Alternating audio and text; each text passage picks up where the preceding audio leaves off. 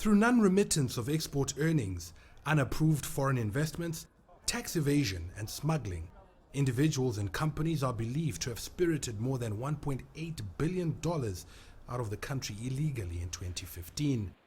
The leakages have hemorrhaged a fragile economy and drained foreign currency reserves to less than a month of imports as at December last year. The central bank has now instituted tighter controls. Approval is required for all withdrawals exceeding $10,000. Offshore payments by companies cannot exceed 3% of revenue and require approval. All suspicious transactions are to be reported, and banks must observe stricter know your customer rules. Lower outflows will bolster liquidity and give government more fiscal space and aid its efforts to pay its debt obligations this year. They are good measures. What we then need is an enforcement mechanism that will make the measures worth the while.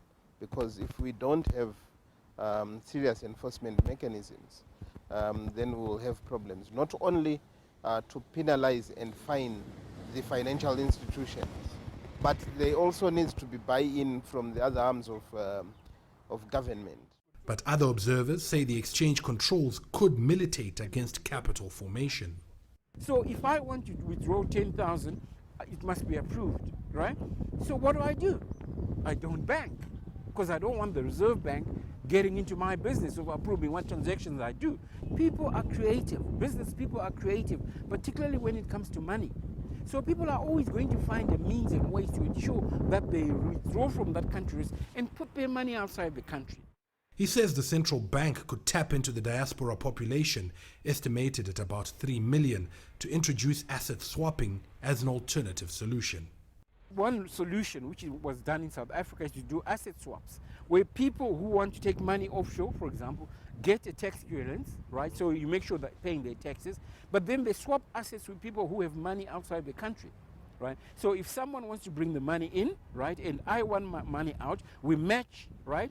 And the money stays in the country, so you limit the flows. But ultimately, analysts here say Zimbabwe needs to continue on its path to improve the investment climate and also address its country risk profile that will encourage people who've made money here to keep it here or even bring in more. Mangudya, CCTV, Harare, Zimbabwe.